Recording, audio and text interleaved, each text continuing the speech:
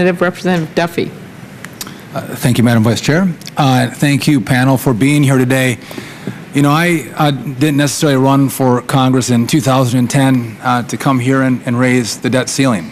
I came here to reform the way we spend, reform the way our government works. But I got to tell you, I'm willing to raise the debt ceiling. I'm willing to take that vote and get some trouble back at home, as long as we engage in a reform of the way we spend. I'm willing to vote if we reform our entitlement program.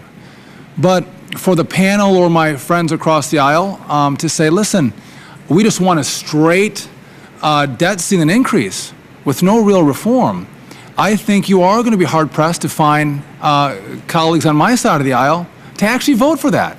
So when we talk about Brinkmanship, we all have to come to the center, and my good friend Senator Klobuchar might say, well, listen, we're not going to give up on Obamacare and whether defunding it or delaying it.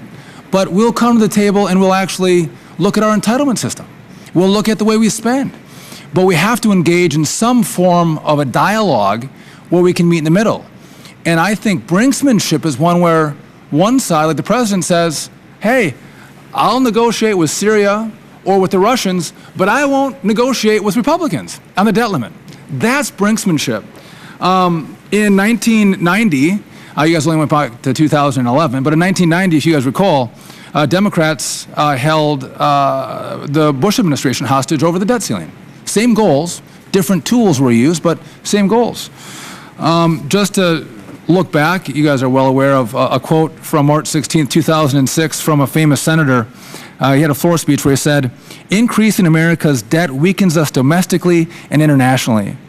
Leadership means that the buck stops here. Instead, Washington is shifting the burden of bad choices today onto the backs of our children and grandchildren. America has a debt problem and a failure of leadership. America deserves better. Therefore, I intend to oppose this effort to increase America's debt limit." You guys all know who that gave that famous speech, right? President Barack Obama. And so when we talk about Brinkmanship, I'm not in favor of that, but I'm also in favor of a group of men and women from both parties and both chambers coming together to find solutions to this problem.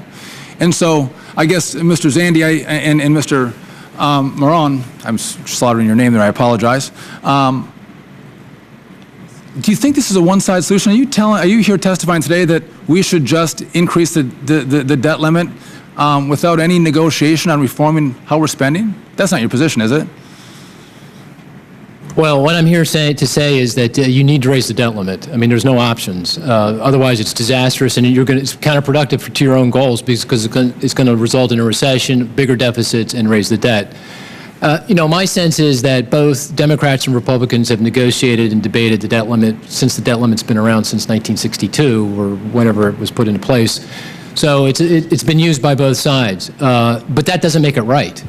You know, you can only put the gun to your head so many times before someone's going to make a mistake and pull the trigger, and it's to everyone's detriment. So, you know, maybe this is the best time to say, look, this is just not the way to, you know, run a railroad. And maybe to this point, I think the panel's all agreed we have to reform the way we spend. There's long-term consequences for the fiscal course that we're on. I don't think anyone's disagreed with that. One of the problems is our entitlement system and the long-term issues that brings 10 and 15 years down the road. My question is, where is the plan coming from the president that says, listen, I may not like Paul Ryan, I don't like the House budget, but let me tell you my plan to reform entitlements that's going to bring us on this pathway to sustainability, or reform spending that brings America on this pathway to sustainability, where then we can come together and negotiate. I haven't seen that plan yet. I mean, the budgets that come out, they never balance. They never, ever, ever balance. The president's budget doesn't. I don't know if they're political documents, but at some point, if we're going to negotiate outside of the debt limit, we need to be able to have an honest conversation. And if you can't get people to come to the table and honestly talk about these problems, I don't know how we come to a resolution unless you get a deadline that says we're all going to come to the table or there's going to be big problems. Does anyone disagree with that, Mr. Malpass? No, I agree, and I think there's not enough emphasis on the upside. There's been a lot of talk about how about brinksmanship, or the idea of going up to the end. But in reality, I think it's going to come up to voters that there ought to be a presentation from members of ideas about how to restrain spending and involve a national debate that begins to make progress on this. We've got a gigantic spending problem in the federal government, and it's time today to start down this path. You know, this has been going on year after year, where you always say, well, next year we're going to deal with some kind of way to restrain spending. I think right now is as good a time. Markets are in very healthy condition, and so it's a good time to have this debate. Congressman, if I could add one thing.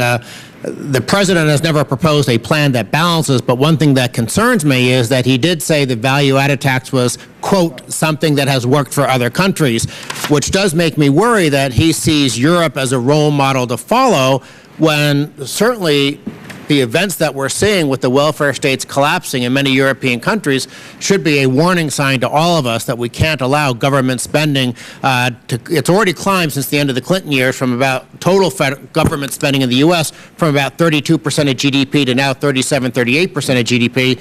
If we allow it to climb to European levels, 45, 50% of GDP. And before I get gavelled down, which I am right now, I would just note that I think you make a good point with regard to some countries that are going through fiscal problems today. 15 years ago, I bet they do wish they had a debt limit and people held them accountable to get that reform done. It's a great analogy. And I want to take you up